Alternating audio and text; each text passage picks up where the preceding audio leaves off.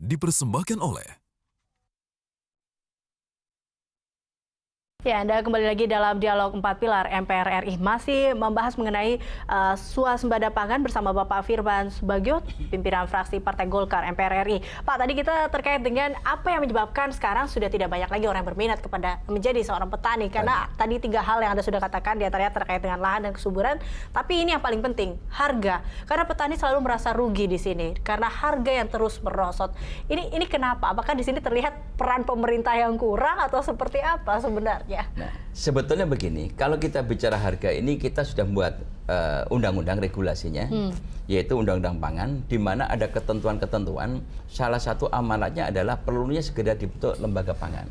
Lembaga pangan ini harus menjadi buffer stok dan penyangga harga. Dan kemudian karena pangan itu adalah kebutuhan pokok nasional yang diatur dalam ketentuan konstitusi maupun juga konvensi PBB yang saya sampaikan tadi, artinya bahwa pangan pokok ini tidak boleh diserahkan kepada mekanisme pasar. Ketika kebutuhan pangan pokok ini diserahkan kepada mekanisme pasar, maka kita tidak akan mampu bersaing. Salah satu contoh, di Indonesia itu panen 4 bulan sekali. Kemudian jumlah penduduknya adalah cukup besar, kita belum bisa memenuhi kebutuhan pangan nasional kita. Di sisi lain seperti Vietnam, Thailand. Itu jumlah penduduknya kecil tapi produksinya berlebihan. Jadi akhirnya bahwa produksi dari Vietnam, Thailand itu mau tidak mau setiap 4 bulan sekali, itu kan mesti akan setelah panen kan masuk gudang.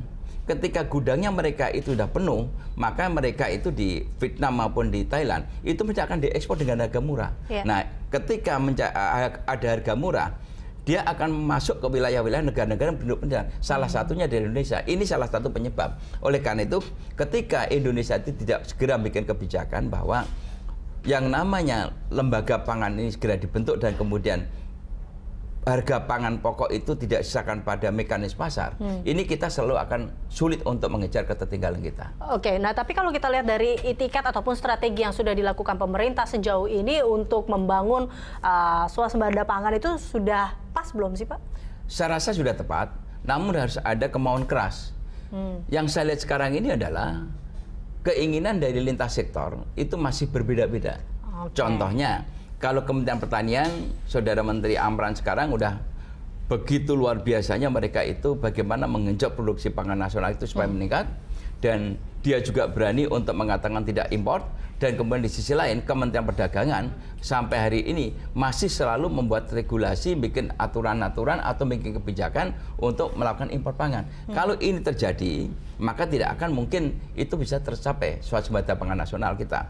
Oleh karena itu selalu saya katakan di media baik cetak maupun di media elektronika maupun di rapat-rapat DPR, Indonesia itu untuk menuju keberhasilan swasembada pangan hanya ada 2 pilar.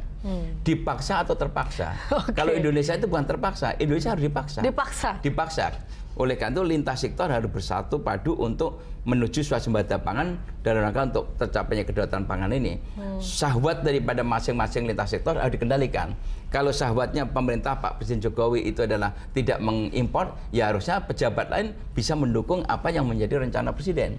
Jangan sampai syahwatnya Presiden itu stop impor, tetapi di sisi lain kementeriannya masih mengeluarkan izin impor, atau pejabat-pejabat yang di bawah Presiden itu masih juga membuat statement bahwa impor ini penting. Karena memang impor pangan ini menarik. Kalau kita lihat ini ya, kebutuhan pangan kita 3,5 juta ton. Kalau kita bisa mendistribusikan kepada publik 1 juta ton per hari saja, ya kan, 1 juta ton per hari. Kalau kita mau ambil untung Rp1.000, berapa keuntungan dicapai oleh atau yang diraih oleh pelaku usaha? Oleh karena itu komoditi strategis ini sekarang ini tidak, ya bukan menjadi rahasia umum bahwa gula, kedelai, jagung, gandum, kemudian juga padi, kemudian beras, dan ada sekarang sudah sampai ke unggas, itu sudah menjadi main mafia. Oleh karena itu, mampukah pemerintah itu melawan mafia-mafia pangan ini? Itu tantangan berat. Ini kalau kita berbicara mengenai swasembada pangan, perlu nggak sih Pak ada sektor prioritas yang menjadi target swasembada itu sendiri sehingga akhirnya pemerintah jadi fokus untuk melaksanakan itu? Saya rasa penting. Ini pertanyaan menarik. Kalau saya katakan tadi bahwa pangan ada kebutuhan, pangan pokok adalah kebutuhan yang sangat fundamental. Apalagi ada konvensi PBB bahwa pangan itu adalah merupakan hak asasi manusia. Ya. Dan kemudian pangan itu harus tersedia karena ini adalah amanat daripada konstitusi. Artinya bahwa pertama kita harus secara bertahap fokus kepada swasembada pangan, kedaulatan pangan, ada kebutuhan pangan pokok.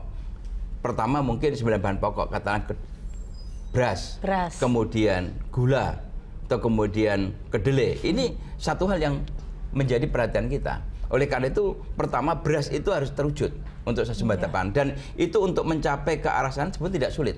Hanya perlu satu kerjasama yang baik lintas sektor, punya rencana strategi dari hulu ke hilirnya seperti apa, dan kemudian ada kebijakan yang bisa mensinergikan dari lintas sektor itu untuk mendukung tercapainya swasembada pangan tadi. Ini kalau kita lihat berarti memang masih ada sektor-sektor yang belum juga mendukung terkait dengan swasembada pangan ini agar karena berjalan. Ada kepentingan. Karena ada kepentingan di balik karena itu. Kepentingan. Oke. Ya. Ini kalau kita lihat lagi Pak, ini kan dilihat dari itikat baik pemerintah atau adakah itikat dari pemerintah ini sebenarnya untuk mendukung swasembada pangan ini kembali di Indonesia? Karena kalau dilihat dari apa kata Pak Firman banyak sekali ada niat di balik semua keputusan dan ini sebenarnya apa sih Pak?